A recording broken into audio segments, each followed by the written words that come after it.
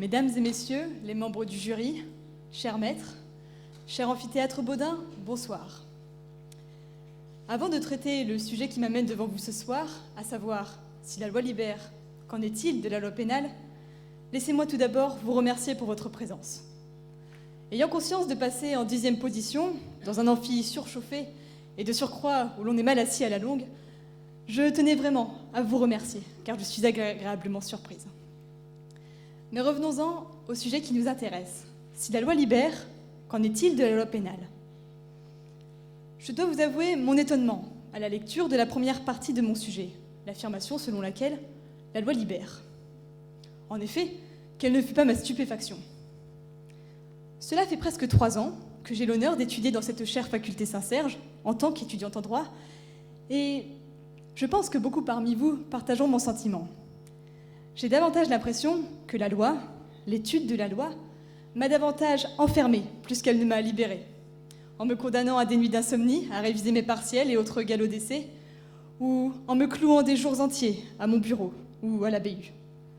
Je l'affirme donc ce soir, la loi ne libère pas l'étudiant en droit. Cependant, en faisant des recherches sur mon sujet, telle une chasseuse de trésors, et Maître Béguin sait à quoi je fais référence, j'ai davantage compris le sens de cette affirmation. La loi libère.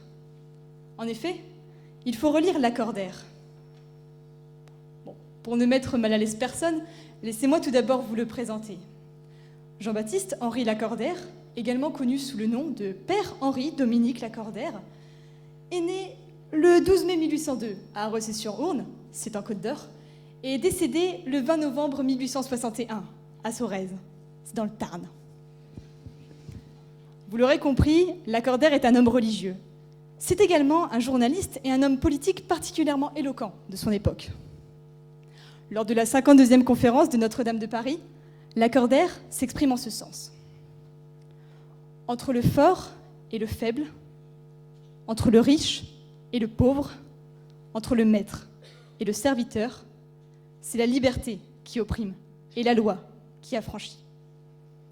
Ainsi, selon ce cher ami Lacordaire, la loi affranchit. Autrement dit, elle libère. La loi garantit même cette liberté. Si l'on se réfère à l'article 1er de la Déclaration des droits de l'homme et du citoyen de 1789, selon lequel les hommes naissent et demeurent libres et égaux. J'ajoute, et je parle sous le contrôle de Monsieur le maire, que cet article a une valeur constitutionnelle depuis 1971. Je parlais sous le contrôle de Monsieur le maire, donc. Ainsi, la liberté est protégée de manière constitutionnelle. Rien ne saurait donc, logiquement, l'entraver. Cependant, je me dois à présent de revenir à l'intitulé entier de mon sujet. Si la loi libère, qu'en est-il de la loi pénale ? Question aussi vaste que palpitante, vous en conviendrez aisément. À première vue, la formulation est assez discriminante. Elle laissera entendre qu'il y a les lois qui libèrent, elles, et les autres. Les lois qui libèrent et les autres. Jean-Paul Sartre est venu m'éclairer. Selon lui, l'enfer, c'est les autres. La loi pénale serait donc l'enfer ? Le raccourci me parut un peu simplé.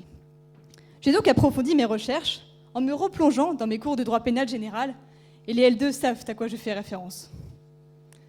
Selon Gérard Cornu, le droit pénal est une branche du droit ayant pour objet la prévention et la répression des infractions.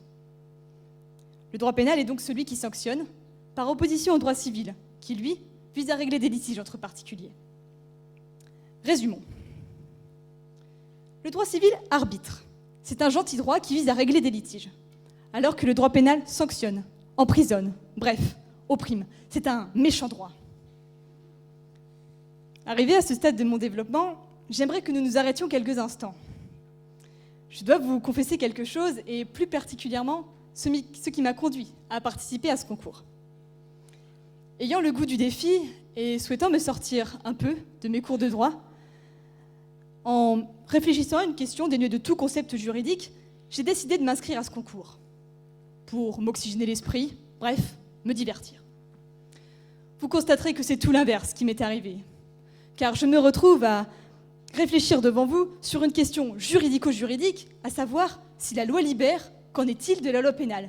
Après tout, qu'est-ce que j'en sais ? Mais bon, je ne suis pas là pour m'apitoyer sur mon sort, alors revenons à mon développement, ça vaut mieux. La loi libère, nous enseigne l'accordaire, alors que la loi pénale sanctionne, emprisonne. Bref, opprime quiconque aurait commis un crime ou plus légèrement sanctionnerait à la moindre infraction commise. La loi pénale est alors l'ennemi de la liberté, et je l'affirme ici ce soir, la loi pénale est l'ennemi de la liberté. Vous ne me croyez pas ? Je vous sens un peu dubitatif. Alors, laissez-moi vous donner quelques exemples pour illustrer mon propos.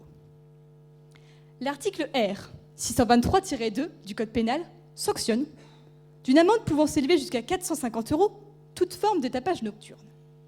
Ainsi, toi, l'étudiant en droit, qui a un peu bu et qui se met à chanter très fort en plein centre-ville, voilà ce que la loi pénale te réserve si tu viens troubler la tranquillité de la vieille dame qui essaye de dormir. Et pour peu que tu aies vraiment beaucoup trop bu, les charmants policiers que la vieille dame aura appelés risquent de t'emmener en cellule de dégrisement. Une forme beaucoup moins sympa de boîte de nuit que ne l'est le K9 ou autre boléro. Tu l'auras compris, à ce moment-là, la loi pénale restreint ta liberté. La loi pénale restreint donc la liberté. Autre hypothèse. Imaginons toujours que toi, l'étudiant en droit, tu sois vraiment très énervé de ne pas avoir pu aller t'ambiancer sur le dance floor du K9. À cause de la vieille dame qui a appelé les policiers pour le tapage nocturne que tu faisais en chantant un peu trop fort du Johnny Hallyday sous ses fenêtres. Alors un jour, au détour d'une rue, tu décides de la tuer pour te venger de cette soirée qu'elle t'a empêché de vivre. Eh bien, l'article 221-8 du Code pénal te condamne à 30 ans de réclusion criminelle. Et pour peu que tu aies prémédité ton acte, ce sera perpétuité, selon l'article 221-3. Après ce petit cas pratique rapide, vous conviendrez avec moi que la loi pénale opprime et prive l'individu de cette liberté. Forte de ma démonstration, j'ai fini par forger ma conviction, en me retrouvant à lire des blogs anarchistes qui prônaient la liberté absolue, la fin de toute forme d'oppression et appelaient même à boycotter la loi pénale. Un peu à la manière de M. Claude Guéant, qui récemment a appelé à boycotter Necfeu, rappeur incompris, sauf par la FNAC. Je l'affirme, il faut en finir avec la loi pénale, d'autant qu'aujourd'hui, c'est 15 000 comportements que le Code pénal sanctionne, alors que celui de 1810 n'en sanctionnait que 500. Il faut mettre fin à cette pénalisation de la société. Madame Christiane Taubira l'a d'ailleurs bien compris, et ayant entendu mon réquisitoire, elle a préféré démissionner de sa fonction de garde des Sceaux plutôt que de continuer à se rendre complice de cela. Elle aurait même confié à un journaliste qui fait fi des ragots ces mots pour justifier sa décision. Libérer, délivrer, c'est décidé, je m'en vais. Heureuse d'avoir écrit mon texte pour vous ce soir, et après, je le confesse, être allée mettre quelques cierges à l'église pour prier ce cher ami l'accordaire de me venir en aide, je décidai de rendre visite à ma grand-mère. Ah, vous savez, une grand-mère, c'est l'incarnation de la raison, c'est celle qui vous conseille le mieux, c'est l'expérience. La mienne, c'est un peu ma conscience. Elle est mon Descartes, mon Platon à moi. Et quand je lui fis part de mon discours, elle me fit prendre conscience de l'inexactitude de mon propos. Elle me dit alors que la loi pénale était essentielle, car sans système répressif, sans loi qui opprime des comportements inacceptables, il n'y a plus de liberté. Elle m'a ouvert les yeux. Ainsi, il ne faut pas faire un mauvais procès à la loi pénale. Et pour reprendre le surnom donné à maître Jacques Vergès, éminent pénaliste, je me ferai désormais l'avocate du diable et je défendrai coûte que coûte la vilaine loi pénale.